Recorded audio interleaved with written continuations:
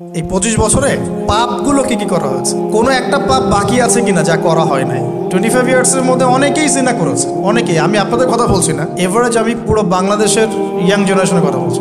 25 বছরের ইয়াং এই প্রজন্মটা, এই লেটেস্ট যে প্রজন্মটা, এদের অনেকেই জেনা করেছে, বিবাহ বহির্ভূত সম্পর্ক। এবং আমরা এখন জেনাকে অনেক সময় উস্কেও দেই, আমরা অনেক সময় এটাকে প্রমোটও করি, আমরা এটাকে ফ্যাশনও মনে করি। কারণ আমাদের ঢাকায় মানুষ বলে যে তোর গার্লফ্রেন্ড নাই, এটাই হচ্ছে ওদের কাছে অবাক করা বিষয়।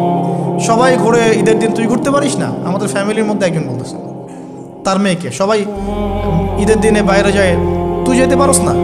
ঢাকায় এভাবে কথা। তার মানে এটাই ফ্যাশন, মানে আমরা জেনাকে উস্কেও দিচ্ছি।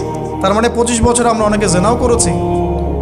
মাদকের সাথে সম্পৃক্ত কত পার্সেন্ট ইয়াং জেনারেশনে আমাদের দেশে? ক্যালকুলেট করেন, আপনি গুগল করেন, দেখেন কত পার্সেন্ট আমাদের দেশে মাদক সেবন করে। ইভেন এখন কিশোর গ্যাং বের হয়েছে, কিশোর গ্যাংয়ে অনেক যুবকরা যায়, অনেকে রাস্তাঘাটে মারামারি করে, অনেকে পলিটিক্যাল দলাদলির মধ্যেও আছেন অনেকেই।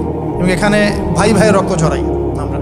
উভয় মুসলিম, কিন্তু উভয় মুসলিম, জুমার দিন একসাথে নামাজ পড়ে। তাহলে এটা কোন দর্শন যেটা আমার ভাইকে শত্রু বানিয়ে দিল, আর পশ্চিমারা গাছের আড়ালে বসে বসে হাসছে? কারণ এই দর্শনগুলো তো ওরাই দিয়েছে।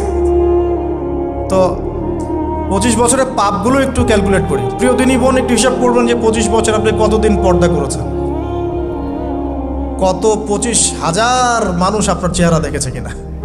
এই 25 বছরে কত হাজার মানুষ আপনার চেহারা দেখেছে। আর ছেলেরা আপনাকে দেখলে কখনো চেহারা সুরত দেখেন। বেগানা নারীর দিকে একটা ছেলে যখন তাকায় এবং সেক্সুয়াল ডিজায়ার নিয়ে তাকায়, তখন সে চোখ দিয়ে তাকে রেপ করে। ভেরি সরি টু সে যে আপনি প্রচুর চোখ দিয়ে রেপড হয়েছেন প্রিয় দিনী বোন। অনেকেই আপনাকে চোখ দিয়ে রেপ করেছে, আপনি বুঝতেই পারেন নাই। তো এই 25 ইয়ার্স আমরা অনেক কিছুই করেছি, অনেক কিছুই করি নাই। এখন একটু আজকে সাদা একটা কাগজ নিয়ে আমরা একটা হিসাব করব যে আমরা 25 বছরে কী কী করেছি, কী কী করি নাই, কী কী পাপ করেছি, কী কী করি নাই, কী কী পুণ্য করেছি, কী কী করি নাই। আমি আগে মনে করতাম যে একটা খালেস তওবা, ইনশাআল্লাহ আল্লাহ পাক সব মাফ করে দিবেন। আসলে আল্লাহ পাক মাফ করেই দিবেন, কিন্তু ভিতর থেকে স্যাটিসফাই হতে পারবেন না আপনি। এখন যদি আপনি এখান থেকে আমার এই লেকচারটা শুনে আল্লাহর ওলি হয়ে যান এবং আপনি বড় মুহাদ্দিস, মুফতি, দিনের বড় দায়ী ইলাল্লাহ, বড় পলিটিশিয়ান, বড় ইঞ্জিনিয়ার, মানে যারা ওয়ার্ল্ডকে ইসলাম স্ট্যাবলিশমেন্টের দিকে নেতৃত্ব দিচ্ছেন, এমনও মানুষ যদি আপনি হয়ে যান, আপনি এই 25 বছরের ঋণটা শোধ করতে পারবেন না। এই 25 বছরের ঋণ আপনাকে প্রতিনিয়তই ভিতরে ধুকিয়ে মারবে, যেটা আমাদেরকেও মারে ভিতর থেকে। যে আমরা যদি আগে থেকে বিষয়গুলো বুঝতাম, যদি আরও আগে থেকে স্টাডি করতে পারতাম, আরও বেশি যদি আমি আলেম ওলামার সাথে মিশতে পারতাম, আরও যদি বেশি গভীরে যেতে পারতাম, তাহলে কতই না ভালো হতো। তো আমি আশা করি কথাগুলো আপনাদের কলিজায় পৌঁছাবে ইনশাআল্লাহ। এখন লাইফের এটা সবচেয়ে ভাইটাল পার্ট। এই সম্পর্কে আমি জাস্ট 2টা হাদিস বলে আস্তে আস্তে কনক্লুশনের দিকে যাচ্ছি। নবী সাল্লাল্লাহু আলাইহি ওয়াসাল্লাম বলছেন যে 7 শ্রেণীর মানুষকে আল্লাহ পাক কিয়ামতের দিনে আরশের ছায়া দিবেন। কত শ্রেণী ভাই? তার মধ্যে সেকেন্ড শ্রেণীটা হচ্ছে সেই যুবক নাশা ফি ইবাদাতিল্লাহি তাআলা, যে আল্লাহ পাকের ইবাদতে তার যৌবনকালটা কাটিয়ে দিয়েছে। এখনো বাকি আছে আপনার সামনে। যৌবনকাল কতটুকু? হয়তো 15 to 40। তার মানে এখনো 40 বা 50 বছর পর্যন্ত আপনার যৌবন টিকে থাকবে ইনশাআল্লাহ, যদিও বা এই যুগে থাকে না। আমরা তো ফ্যান্টাসিতে ভুগি অনেক সময়, 4টা বিয়ে। বাস্তবতা হচ্ছে এই যুগে একটাই ডিফিকাল্ট, একজনকে সন্তুষ্ট করে কি ডিফিকাল্ট। এখন সেই যুগ না তো, আমরা তো হর্স রাইড করি না, আমরা তো এক্সারসাইজ করি না, আমরা তো এখন অনেকে খেলিও না, আমরা ফাস্ট ফুড খাই, আমরা হাইজেনিক খাবার খাই না, আমরা আগেকার মানুষদের মতো অনেক কিছুই করি না। এনভায়রনমেন্ট নষ্ট হয়ে গেছে, পলিউশন আছে, সব মিলে এখন আমাদের যৌবন যে 50 বছর পর্যন্ত থাকবে, এটা নিশ্চয়তা দেওয়া যাচ্ছে না যদি আমরা বেঁচেও থাকি। আর কত যুবক যুবতী ভাই বোন যে যৌবনকালেই চলে যায় তার তো ঠিক নাই। প্রিয় দিনী ভাইয়েরা, আমরা আলোচনা করছিলাম যৌবন সম্পর্কে। এই বিষয়ে আমি 2টো হাদিস বলার নিয়াত করেছিলাম। তো প্রথমটা শুনিয়েছি মোটামুটি, সেটা হলো নবী সাল্লাল্লাহু আলাইহি ওয়াসাল্লাম বলেছেন যে কিয়ামতের মাঠে আল্লাহ রাব্বুল আলামিন যে 7 শ্রেণীর মানুষকে তার আরশের ছায়া দিবেন, তার মধ্যে তৃতীয় শ্রেণী হচ্ছে সেই যুবক যে তার যৌবনকালটাকে আল্লাহর পথে উৎসর্গ করেছে বা কাটিয়ে দিয়েছে। আরেকটা হাদিস যেটা বলতে চাচ্ছিলাম সেটা হলো, কিয়ামতের মাঠে 5টা প্রশ্ন হবে, স্পেশাল 5টা প্রশ্ন, যে 5টা প্রশ্নের উত্তর না দেয়া পর্যন্ত কাউকে ছাড়া হবে না। তার মধ্যে প্রথম প্রশ্নটাই হচ্ছে তোমার জীবন কোন কাজে কাটিয়েছো, এবং দ্বিতীয় প্রশ্ন হচ্ছে তোমার যৌবন কোন কাজে কাটিয়েছো। সো আমি বলছিলাম আপনাদেরকে যে যৌবনকালটাকে যদি আমরা আল্লাহর পথে কাটাতে পারি, ইনশাআল্লাহ তাআলা আমাদের এই যে উদ্দেশ্যটা, নিজেরা দিন পালন করব, নিজের পরিবারের মধ্যে প্রতিষ্ঠা করব, আমাদের সমাজে দিন ইসলামের দাওয়াতি কাজ করব, যেখানেই থাকি সৎ থাকব, একদিন ইনশাআল্লাহ দিন আবার বিজয়ী হবে, এই যে স্বপ্নগুলো, এগুলো বাস্তবায়িত হবে ইনশাআল্লাহ তখনই যখন আমরা নিজেরা পরিবর্তিত হয়ে সমাজের জন্য ভালো কিছু বয়ে নিয়ে আসবো ইনশাআল্লাহ। আমি জাস্ট কয়েকটা পয়েন্ট আপনাদের সাথে একটু শেয়ার করে শেষ করে দেব, যে এখন থেকে কিভাবে আপনারা বা আমরা আমাদের যৌবনটাকে আল্লাহর পথে কাটাতে পারি। প্রথম যে পয়েন্টটা আমি লিখে নিয়ে এসেছি সেটা হলো, আমি একটু বলেওছিলাম যে আমাদের নিজস্ব খসড়া একটা আমলনামা তৈরি করতে হবে আর কি। আজকে আমরা সেটা করতে পারি বাসায় গিয়ে, যে আমরা যদি আমাদের গড় আয়ু হয় 60 বছর, তাহলে আমরা এখন কতটুকু সময় পেতে পারি, আর এই সময়টুকুর মধ্যে আমাদের টার্গেট কি, আসলে কি চাচ্ছি, কি অ্যাচিভ করতে চাই, যা চলে গেছে এই সময়টুকুর মধ্যে আমরা কিভাবে আল্লাহর রহমত পাবো, ক্ষমা পাবো কিভাবে। যা চলে গেছে এর মধ্যে অনেক নামাজ কাজা থাকতে পারে, রোজা কাজা থাকতে পারে। অনেক সময় এমন হতে পারে যে আমরা অন্যের হকও নষ্ট করেছি। প্রথম যে কাজটা করা উচিত সেটা হলো খালেস তওবা। 1 নাম্বার তাহলে আমরা বলতে পারি, যদি আমরা এখন সংকটগুলো চিহ্নিত করে সমাধানের পথে হাঁটতে চাই, তাহলে আমাদের যৌবনটা আল্লাহর পথে উৎসর্গ করা ছাড়া কোনো অপশন নাই। উৎসর্গ বলতে আমি বোঝাচ্ছি কাটিয়ে দেয়া, আল্লাহর ইবাদত করে কাটিয়ে দেওয়ার কোনো বিকল্প নাই। তার জন্য প্রথমত আমাদের নিজেদের জীবনের কৃতকর্মগুলোর হিসাব নিকাশ মেলাতে হবে, 1 নাম্বার। আর 2 নাম্বার হচ্ছে বিশুদ্ধ তওবা করে আল্লাহর পথে ফিরে আসতে হবে। বিশুদ্ধ তওবা কিভাবে করব এটা আমরা অনেকে বুঝি না। অনেকে মনে করি যে মুখ দিয়ে জাস্ট আস্তাগফিরুল্লাহ বললেই হয়তো তওবা হয়ে যায়। বিষয়টা এমন নয়। বিশুদ্ধ তওবা হচ্ছে আপনি আল্লাহর দিকে পরিপূর্ণ অভিমুখী হবেন, রুজু করবেন, এর নাম হলো বিশুদ্ধ তওবা। যে পাপগুলো করেছি এগুলোর জন্য ক্ষমা চাওয়া, এই পাপগুলো কোনোদিন করব না এরকম প্রত্যয় ব্যক্ত করা, আর যদি অন্যের সাথে সম্পৃক্ত কোনো হক থেকে থাকে সেটা ফেরত দেওয়া। তো আমরা আজকে গিয়ে সুন্দর করে ওযু করে 2 রাকাত নামাজ পড়তে পারি। 2 রাকাত নামাজ পড়ে আমরা আল্লাহকে বলতে পারি যে আস্তাগফিরুল্লাহাল্লাযী লা ইলাহা ইল্লা হুয়াল হাইয়ুল কাইয়্যুম ওয়া আতুবু ইলাইহি। আল্লাহ, আমি আমার জীবনের এই যে একটা বড় সময় তোমার থেকে দূরে ছিলাম, নামাজ কাজা হয়েছে, রোজা কাজা হয়ে গেছে, চোখের হেফাজত হয় নাই, জিনা হয়ে গেছে নাউযুবিল্লাহ, মাদকের সাথে সম্পৃক্ত ছিলাম নাউযুবিল্লাহ, আমরা মিউজিক্যাল ইনস্ট্রুমেন্ট প্লে করেছি, ইত্যাদি ইত্যাদি। এগুলো থেকে আল্লাহ আমরা আজকে তোমার কাছে তওবা করছি, ক্ষমা চাচ্ছি, এবং আগামী দিনগুলোতে তোমার হুকুম আহকাম মেনে চলার তৌফিক চাচ্ছি। 2টো জিনিস খুব প্রয়োজন, একটা হলো তৌফিক, একটা হলো দোয়া। আপনার প্রচেষ্টা আল্লাহর কাছে দোয়া করতে থাকা এবং আল্লাহর কাছে তৌফিক কামনা করতে থাকা। আল্লাহ পাক যাকে ইচ্ছা তাকে তৌফিক দিয়ে থাকেন। আল্লাহ রাব্বুল আলামিন যাকে ইচ্ছা তাকে তৌফিক দিয়ে থাকেন।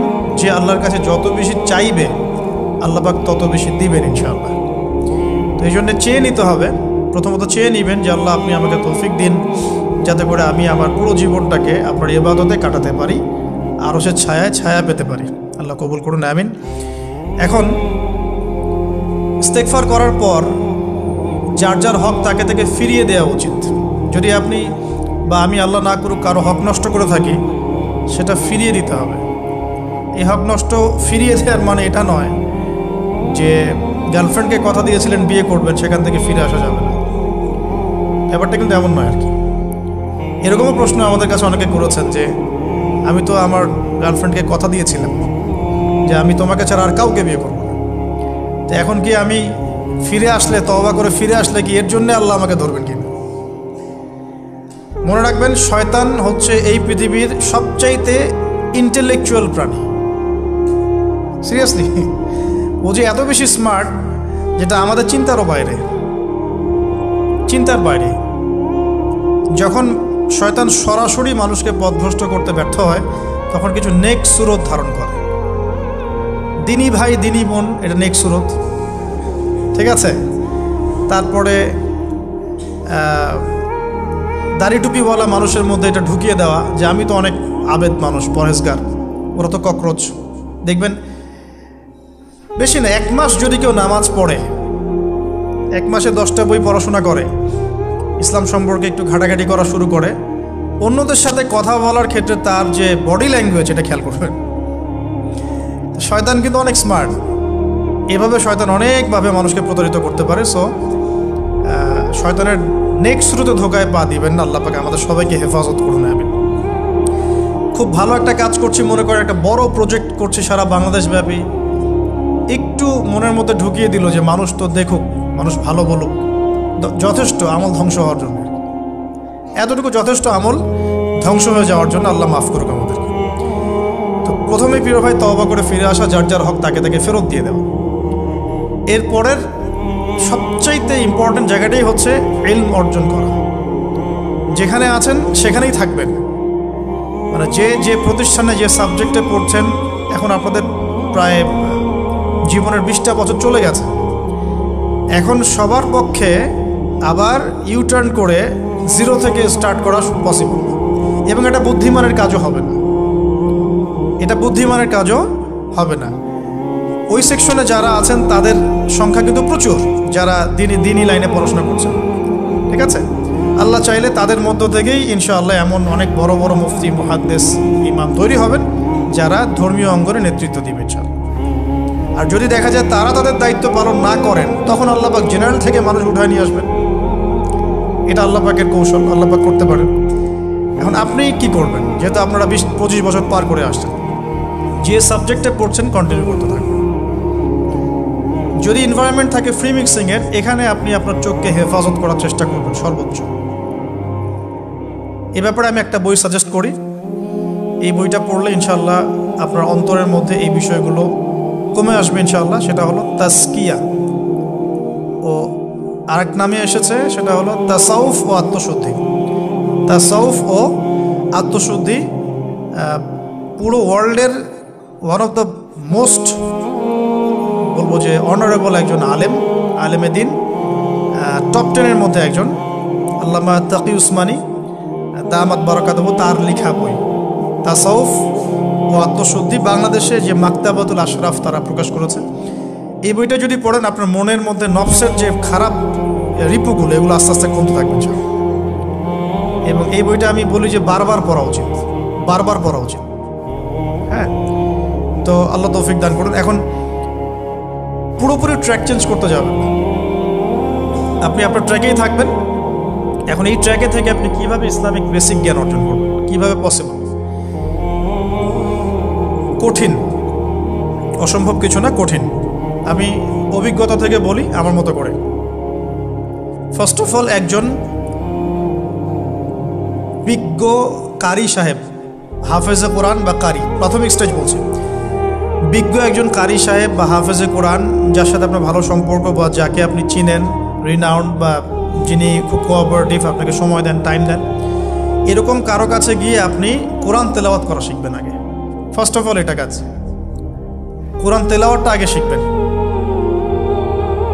আমি তো দুঃখ করে বলি, কষ্ট করে বলি যে আমাদের এই দিনী অঙ্গনে এমন অনেক মানুষ আছে যারা ইভেন কোরআন রিসাইট পর্যন্ত করতে না পেরেও অনেক বড় বড় জায়গায় অভিনয় করেন, দিনিয়াতের অভিনয় করে যান, নিজের সাথে অভিনয় করে যান।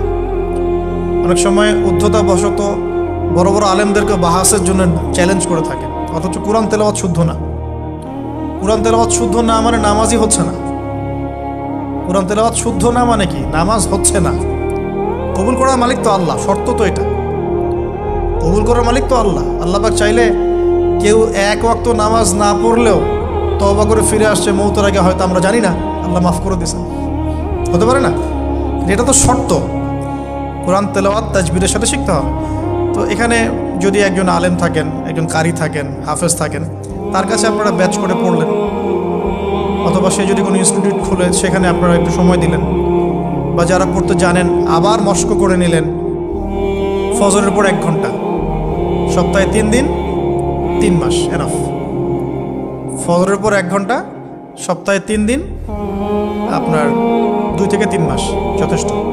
কোরআন তেলাওয়াত আপনি শিখে ফেলবেন ইনশাআল্লাহ। এটা প্রথম কাজ। এটা না করে পরের কাজগুলো আসলে পসিবল না। এগুলো জাতামাতা কাজ হয়ে থাকবে, এগুলো মানে পূর্ণতা পাবে না। প্রথম কাজটাই কোরআন তেলাওয়াত। এরপরে আপনার অনেকে তাবলিগ জামাতে সময় দেন, সময় দিবেন। অনেকে দেখা যায় যে বাসায় দিনই বই পুস্তক পড়েন, এগুলো পড়বেন, ঠিক আছে। অনেকে হাদিসের বইয়ের যে অনুবাদগুলো হয়েছে এগুলো পড়বেন, সমস্যা নেই। কিন্তু কোরআন তেলাওয়াত অবশ্যই শিখবেন। তারপরে আপনি যদি এখান থেকে বের হওয়ার পরে বা রানিং অবস্থাতেও যদি সময় বের করতে পারেন, তাহলে মাদ্রাসা অঙ্গনের কোনো আলেমের সহবতে গিয়ে আপনি অ্যারাবিক ল্যাঙ্গুয়েজ এবং অ্যারাবিক গ্রামার শিখবেন। ওটা আপনার শেখার লেসন 2, কোরআনের পর শেখার লেসন 2। অ্যারাবিক ব্যাকরণ, অ্যারাবিক গ্রামার এবং অ্যারাবিক ল্যাঙ্গুয়েজ ছাড়া কোরআনের তাফসির, তর্জমা এগুলো বোঝা যায় না। যে যাই বলুক, এটাই ফুল স্টপ কথা। তাফসির আপনি তো বঙ্গানুবাদ দেখে অনেক কিছু বুঝতে পারেন ঠিকই। আল্লাহ পাক বলেছেন সুদ খেও না, জেনার ধার কাছে যেও না, এগুলো কমন মেসেজ, সেগুলো সবাই নিতে পারে। একজন অমুসলিম ভাইও ওইটা যদি বাংলা পড়তে পারে, সেও বুঝতে পারবে কি বলতে যাচ্ছেন আল্লাহ পাক। অ্যারাবিক ল্যাঙ্গুয়েজ, অ্যারাবিক গ্রামারের ভিতরে না ঢুকলে আপনি কোরআনের ভাষাটাকে ধরতে পারবেন না। আল্লাহ পাকের যে মানে ঐশী গ্রন্থের বালাগাত, এটা আপনি বুঝতে পারবেন না। তো এই জন্যে এটা তো সিম্পল এক্সাম্পল। আমরা যদি এখানকার ল্যাঙ্গুয়েজ কি বইগুলোর, ইংরেজি না বাংলা? ইংলিশ। মাশাআল্লাহ, ইংলিশ ল্যাঙ্গুয়েজ যদি না জানতাম, আমি কি এখানে পরীক্ষা অ্যাটেন্ড করতে পারতাম? আমি তো ওই টপিকটাই বুঝবো না, কোন টপিক আলোচনা হচ্ছে, স্যার কী পড়াচ্ছে। আমার তো ইংরেজি গ্রামারের এবং ইংরেজি ল্যাঙ্গুয়েজটিক আমার কোনো দক্ষতা নাই। তাহলে আমি কীভাবে ওই চ্যাপ্টার 1, চ্যাপ্টার 2, চ্যাপ্টার 3, এই টপিক ওই টপিক কেমন করে বুঝতে পারি? সিমিলার এখানে কোরআনের ক্ষেত্রে যদি আপনি ল্যাঙ্গুয়েজগুলো না জানেন এবং গ্রামারটা না বোঝেন, তাহলে কোন সূরার ভিতরে কি গভীর মর্ম, এগুলো আপনি ধরতে পারবেন। ভাষা একটা অর্থ বুঝতে পারবেন। ভাষা অর্থ পরীক্ষায় পাশ করাতে পারে, কিন্তু A+, গোল্ডেন A+ আনতে পারে। আশা করি আপনি বুঝতে পারছেন যে আমি কী বলতে যাচ্ছি। তো এটার জন্যে এখন এক্সাম্পল বুঝে নেন। এই যে এখানে ইংরেজি ল্যাঙ্গুয়েজ পড়ছেন, ওই ল্যাঙ্গুয়েজের উপরে বেস করে আপনি বইগুলো শেষ করছেন, এটা কি ওস্তাদ ছাড়া করছেন না ওস্তাদ সহ করছেন? টিচার লাগে না? সেম জিনিস। কোরআনের ভাষা শিখতে হলেও, গ্রামার শিখতে হলেও এরকম কিছু ওলামা একরাম আপনাকে খুঁজে বের করতে হবে। এখন ওলামা একরামরা কিন্তু অনেক ব্যস্ত, অনেকের অনেক কাজ থাকে, অনেকের মাদ্রাসা থাকে, অনেকের দিদি খেদমত থাকে। এর মধ্যেও আল্লাহর কাছে দোয়া করতে থাকেন, ইনশাল্লাহ আপনাকে আপনার ওস্তাদ আল্লাহ পাঠিয়ে দিবেন। আল্লাহ পাক কাউকে ওস্তাদ ছাড়া রাখবেন না। তো ওস্তাদের কাছে আপনার বিহেভিয়ার কেমন হবে? এখন আপনি টিচারের সাথে যেমন বিহেভিয়ার রাখেন সেরকম। তিনি সবক দিবেন, আপনি সেটা বাসায় কভার করবেন, নতুন পড়া নেবেন, আবার পড়া দিবেন। এইভাবে আস্তে আস্তে 4-5টা ক্লাসিক্যাল অ্যারাবিক গ্রামারের বই যদি কভার করতে পারেন, ইনশাআল্লাহ আপনি কোরআনের এই যে আলহামদুলিল্লাহ রাব্বিল আলামিন পড়ছেন, অর্থটা নিজেই বুঝতে পারবেন। হ্যাঁ, যালিকাল কিতাব লা রাইবা ফিহি হুদাল লিল মুত্তাকিন পড়ছেন, আপনি নিজেই বুঝতে পারবেন যে আল্লাহ পাক কী বলছেন। এই যোগ্যতাটা অর্জন না করলে সত্যিকার অর্থে আমরা যে কোরআনিক সমাজ যেটা বলি আর কি বড় গলায়, এটা আসলে বাস্তবায়িত হবে না, এটা আমার মত। আর এরপরে আপনি আরও উঁচু লেভেলে যদি পড়তে পারেন, যে পড়াশোনা শেষ, আপনার জব সেকশন নিশ্চিত, আপনার সময় আছে মাশাআল্লাহ। এখন এই সময়ের মধ্যে আপনি চাইলে হাদিসের যে কিতাবগুলো, হাদিসের বেসিক কিতাবগুলো মোতালা করতে পারেন। যে কাজটা আমি এখন করছি, হাদিসের বেসিক কিতাবগুলো আপনি মোতালা করতে পারেন। এটার জন্য অ্যারাবিক এবারত পড়ার যোগ্যতা অর্জন করতে হবে। এটা কি জিনিস? এটা হচ্ছে জবর জের পেশ ছাড়া আরবি পড়ার যোগ্যতা। এখন যে কোরআন তেলাওয়াতটা আপনি শিখবেন, সেটা হচ্ছে জবর জের পেশ দেয়া কোরআন আপনি পড়বেন, তাই না? কিন্তু হাদিসের যে বইগুলো আছে, এই বইগুলোর মধ্যে কিন্তু কোনো জবর জের পেশ দেয়া থাকে না।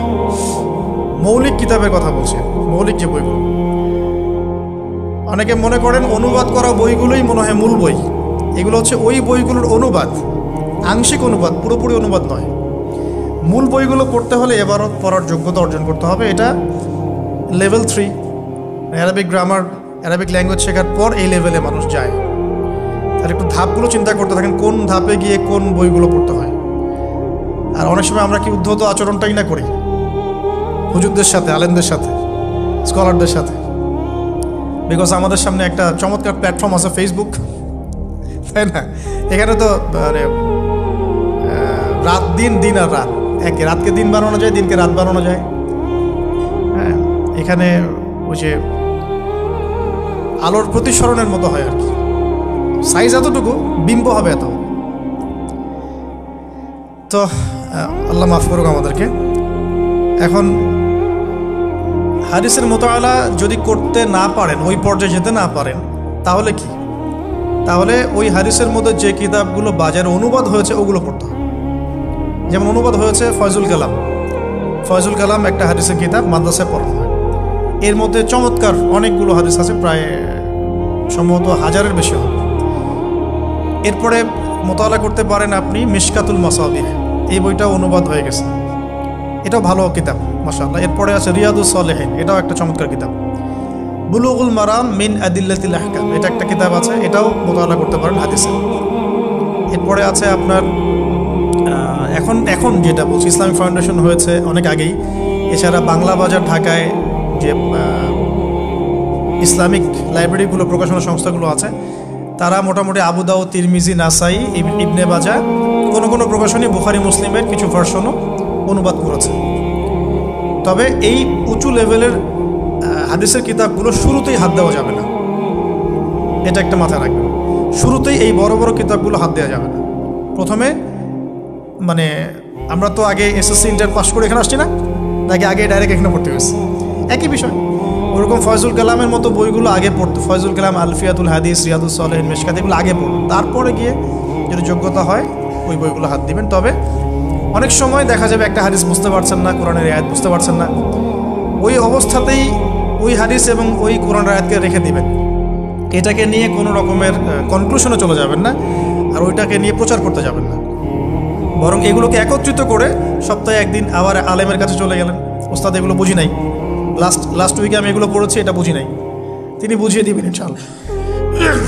এগুলো পড়াশোনা। এর পাশাপাশি আমি বলছি বিষয়ভিত্তিক ইতিহাসের বই চলে আসছে, ইসলামের ইতিহাসের বই চলে আসছে। তারপরে সিরাতের অনেক বই বাজারে চলে আসছে, প্রায় 40-45টা বই পাওয়া যায় সিরাতের এখন বাংলাদেশে। তারপরে ফিকহের অনেক বই অনুবাদ হয়ে গেছে। এছাড়া আকিদার অনেক বই পাওয়া যায়। সবচেয়ে ভালো হয় যে আকিদা তাহাভিয়া বইটা পড়তে পারেন, এই বইটা পড়লে অনেক চমৎকার হবে। এর পাশাপাশি বরেণ্য ওলামায়ে কেরামদের বই পড়বেন। মানে বরেণ্য ওলামায়ে কেরাম কারা? যারা পুরো ইসলামিক বিশ্বে স্বীকৃত, যারা কোনো সাম্প্রদায়িকতা বিলং করেন না, যে আমি এই সম্প্রদায়ের মানুষ, আমি ওই সম্প্রদায়কে মুসলিম মনে করি না, এরকম না। যারা বরেণ্য, রিনাউন্ড ওলামায়ে কেরাম সারা ওয়ার্ল্ডে। এই যে বললাম আল্লামা তাকি উসমানী হাফিজাহুল্লাহ, একজন বরেণ্য আলেম, তার যে কোনো কিতাব চোখ বন্ধ করে পড়তে পারেন, কোনো সমস্যা নেই।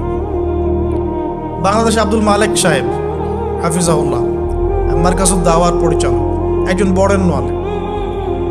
আশরাফ আলী থানভী রহিমউল্লাহ একজন বরেণ্য আলেম। হানাফি কওমের ফিকহে এরকম অনেক বরেণ্য ওলামায়ে কেরাম আছেন। তারপরে আরবের মধ্যেও এমন অনেক বরেণ্য আলেম আছে, শাইখ উসাইমিন, শাইখ বিন বাজ, সালেহ আল ফৌজান, এরকম অনেক বড় বড় আলেম আছে যারা রিনাউন্ড ওলামায়ে কেরাম। তাদের কিতাবগুলো আপনি পড়তে পারেন, কিন্তু যাদের মানে লেখা এবং গবেষণাগুলো ছাত্র পর্যায়ের, এগুলোকে আপনি প্রামাণ্য বই বানাবেন না। তো প্রামাণ্য বই পড়বেন আর আলেমের সাথে সম্পর্ক রাখবেন। দুটো যখন একসাথে থাকবে তখন আপনি কিছু আটকে গেলেও তার সাথে পরামর্শ করে একটা কনক্লুশন খুঁজে পাবেন। এগুলো জাস্ট বই সংক্রান্ত কথা বলবো। এখন এগুলো হচ্ছে সবচেয়ে বড় বিষয়টা, হচ্ছে এগুলোর চাইতে বেশি বড় বিষয় হচ্ছে যে কোনো একজন, অন্তত পক্ষে একজন, আপনি চাইলে 10 জনের সাথেও রাখতে পারেন, কিন্তু অন্তত পক্ষে একজন মুহাদ্দিক আলিমের সাথে আপনি সম্পর্ক রাখবেন পরামর্শের জন্য। অন্তত পক্ষে একজন মুহাদ্দিক আলেমের সাথে, মানে হকপন্থী মুহাদ্দিক আলেমের সাথে আপনি সম্পর্ক রেখেছেন। এটা অনলাইনের যুগ, এটা তো কিন্তু সহজ। আর সম্পর্ক শুধু অনলাইন কেন্দ্রিক হবে এমনটাও বলছি না, তার সাথে সাক্ষাৎ করবেন, তার কাছে নসিহত নেবেন, তার কাছে গিয়ে কিছু পড়বেন, তাকে দেখবেন তিনি কিভাবে আমল করেন, ব্যক্তি জীবনে তিনি কেমন, তিনি আপনাকে কী নসিহত করেন, তার সাথে মিশবেন। সোহবত মানে কি? মানে আমরা কি শুধু টিচারদের মানে পড়াশোনাগুলোই ফলো করি না, টিচারকে দেখিও বটে। আমরা বস্তুবাদী এডুকেশনের ক্ষেত্রে হয়তো অত কেয়ার করি না, টিচার যেটা পড়াচ্ছেন ওটা জাস্ট টুকে নেই, পরীক্ষা পাশ করলেই হইল। আমরা টেন্ডেন্সি এমন, কিন্তু ইসলামিক এডুকেশনটা কিন্তু এমন নয়। সাহাবায়ে কেরাম রাদিয়াল্লাহু আনহুম আজমাইন তারা এই আমাদের মতো কাগজের বই পুস্তক পড়ে ইসলাম শেখেন নাই। কীভাবে শিখেছেন? তাহলে সরাসরি নবীকে দেখে শিখেছেন। নামাজ পড়তে গিয়েছেন, দেখেছেন নবী কেমন করে নামাজ পড়েন, দেখছেন নবী কেমন করে হাঁটেন, দেখছেন নবী কেমন করে কাপড় পরেন, দেখছেন নবী কেমন করে আতর ইউজ করেন, কেমন করে তিনি হাসেন, কেমন করে মানুষের সাথে মেশেন, হ্যাঁ, কথা বলার সময় কেমন করে মানুষের দিকে তাকান। খুঁটে খুঁটে একটা একটা করে নিয়ে হাদিসের এক একটা অধ্যায় রচিত হয়েছে। নবী কেমন করে তাকান, নবী কেমন করে মেসওয়াক করেন, নবী কেমন করে হাসেন, এগুলো আপনি অধ্যায় পাবেন। ইভেন আপনি অধ্যায় পাবেন নবী কেমন করে চুল আঁচড়ান। তাহলে আপনি দেখেন সাহাবীরা কীভাবে খুঁতে খুঁতে নবীকে দেখেছেন।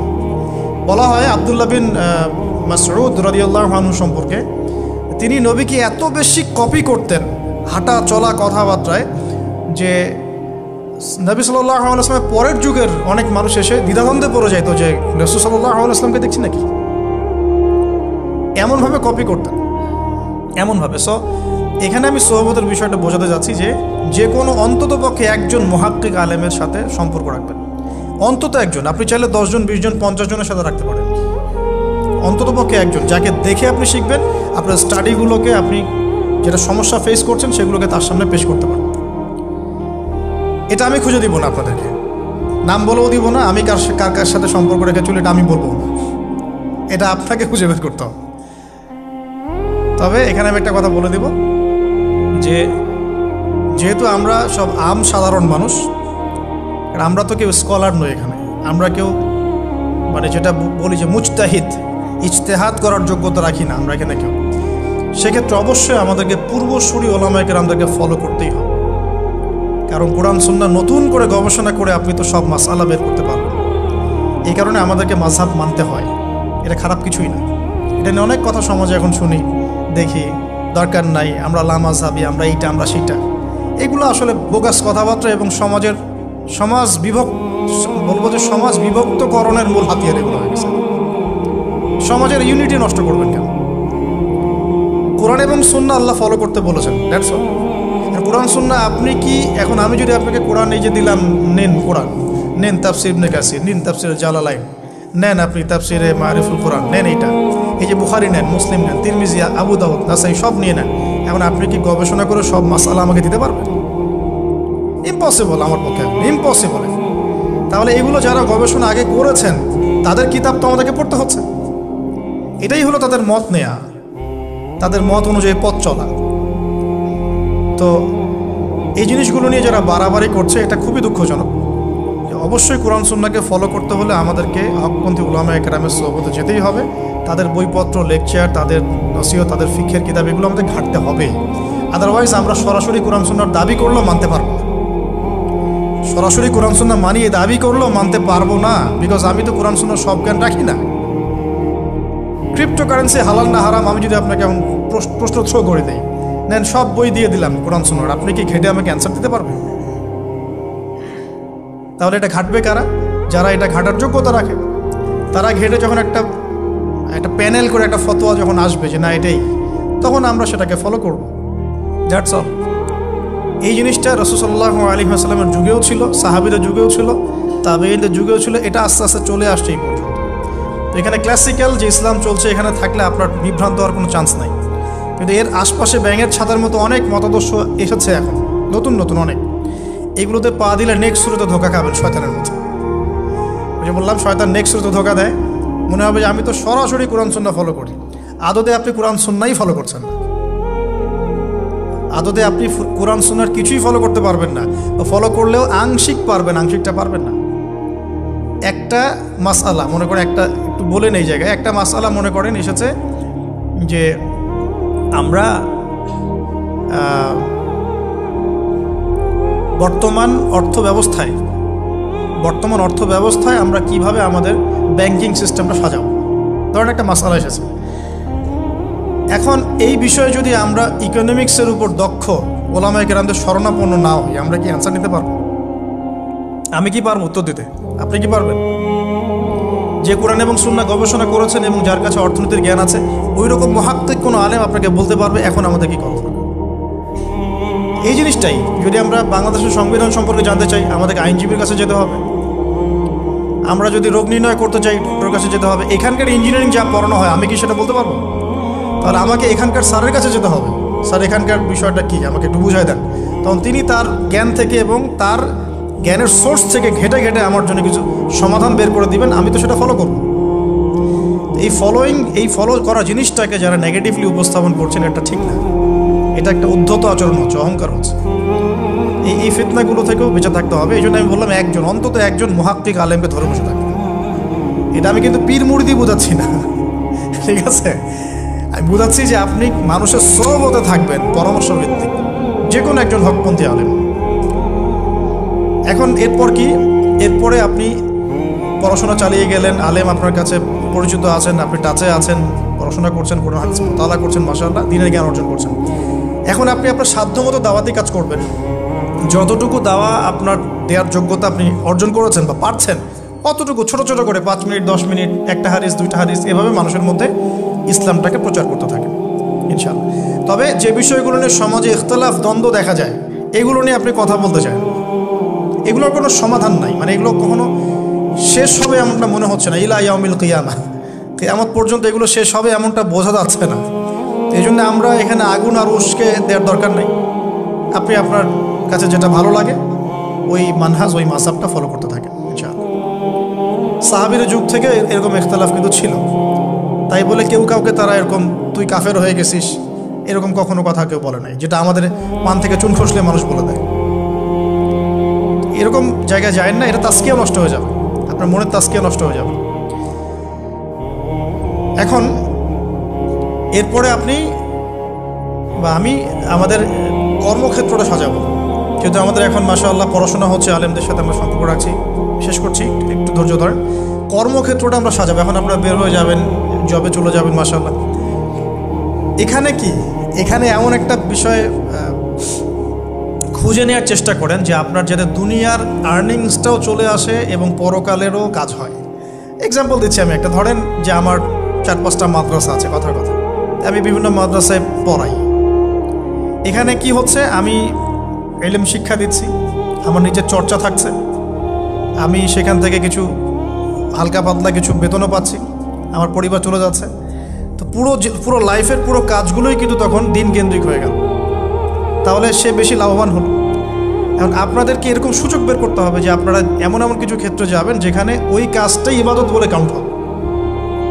টাফ কিন্তু ইম্পসিবল না। বা যদি এমন জব নাও পাওয়া যায়, আপনি হালাল কোনো বৈধ জবে থাকলেন, আপনার রিজিকের একটা অংশ থেকে আল্লাহর পথে সদকা করলেন। আল্লাহ পাকে এর বেশি কিছু আপনার কাছে চাচ্ছেন না। জাকাত ফরজ হয়ে গেলে জাকাত দিলেন, নফল দান সদকা করলেন, এতটুকু আপনার পরিবারের পেছনে খরচ করলেন, আল্লাহর হক আদায় করলেন, জনগণের আমরা যেটা বলি মানুষের হক সেটা আদায় করলেন। এরপরে আপনার আসবে বিয়ে শাদীর ব্যাপার স্যাপার। বিয়ে শাদীর ব্যাপার স্যাপার আগে আনলাম না কেন? কারণ ওই আত্মনির্ভরশীল না হলে তো মেয়েরা আপনার কাছে আসবে না। ওটা প্রেম করতে পারে, কিন্তু বিয়ের সময় তারা খুব সচেতন। বিয়ের সময় তারা অনেক বেশি কনসিয়াস যে না, সে কি করে এটা দেখতে হবে। এবং মেয়ের বাবা মার প্রথম প্রশ্নই হবে আপনি করেন কি। আপনি সুফি মানুষ, মনে করেন আপনি হচ্ছেন কি বলবো, যে আপনি হচ্ছেন মুহাদ্দিস, আপনি মুফতি, আপনি হচ্ছেন মুফাসসিরে কোরআন, কোনো দাম নাই। মেয়ের মায়ের কাছে এটার কোনো দাম নাই, মেয়ের বাবার কাছে এগুলো কোনো সাবজেক্ট না। ইল্লা মাশাআল্লাহ, এর বাইরেও কিছু মানুষ আছেন, কমন একটা ট্রেন্ড বললাম। প্রথম কোশ্চেন তারা করবেন যে আপনার স্যালারি কত, এবং আপনার জব আছে কিনা, আপনার বাড়ি আছে কিনা, ইত্যাদি ইত্যাদি। এই জন্যই বললাম যে আগে আর্নিং সোর্সটা নিশ্চিত করে তারপরে এদিকে যান, তাহলে সম্মানটা বজায় থাকবে। আত্মসম্মান ছেলেদের একবার নষ্ট হয়ে গেলে তার ফিরে আসে না। আমরা যখন নিচের হাত হই তখন আমাদের আত্মসম্মান বলে কিছু থাকে না। আপনার আর্নিং যদি মাসে 50,000 1 লাখ টাকাও হয়, এই টাকাগুলো কিন্তু খুব বেশি বড় না এখন, এখন 1 লাখ টাকার মান আর 1 লাখ টাকা নাই, এখন ওটা 50,000 চলে আসছে। আস্তে আস্তে হয়তো আরও কমবে। যারা এগুলো বোঝেন না তারা অযথাই সমালোচনা করেন, কিন্তু আসলে ব্যাপারটা এরকমই হচ্ছে। আমি তাদের হেদায়েতের জন্য দোয়া করি। এখন এইটুকু আর্নিং যদি আপনার হয়, কিন্তু এই আর্নিংয়ে আপনার কারো কাছে হাত পাততে হচ্ছে না, আপনার সম্মান বজায় থাকবে। যখনই আমাদেরকে হাত পাততে হবে আমাদের সম্মানটা কমে যায়। আর যদি কেউ ভুল করে ঘর জামাই হন তাহলে তো অবস্থা খারাপ, ঠিক আছে? তো এই জন্যে আয়ের একটা অংশ নিশ্চিত করতে হবে। এই জন্য একটু সবর করেন। এই সবরের সময়টা কি করবেন? বেশি বেশি ফোন চালাবেন, তাহলে সবর করতে পারবেন না। এই সবরের সময়টুকু মতো আলা করবেন, পড়াশোনা করবেন, সম রাখবেন, আপনার রোজা রাখবেন, ভালো কাজে ব্যস্ত থাকবেন, ইনশাআল্লাহ প্রবৃত্তি নিয়ন্ত্রণে থাকবে। আর যদি আপনার বিকল্প অপশন থাকে, কৃষি অপশন থাকে, কৃষিকাজের সুযোগ আছে, ব্যবসার সুযোগ আছে, বা আপনার পৈতৃক সম্পত্তি আছে, সেক্ষেত্রে আপনি আগে বিয়ে করে রাখতে পারেন, কোনো সমস্যা নেই। এটা ডিফার করে মানুষের মধ্যে। আল্লাহ পাক আমাদের সবাইকে হালাল রিজিকের ব্যবস্থা করুন, দোয়া করি। রিজিকের এই অংশটুকুর মধ্যে একটা অংশ আল্লাহর জন্য রাখবেন। রিজিকের অংশের একটা অংশ আল্লাহর জন্যে, আর বাকি একটা অংশ পরিবারের জন্যে, একটা অংশ নিজের জন্যে, একটা অংশ বই কেনার জন্যে। এভাবে স্যালারিকে ভাগ করুন।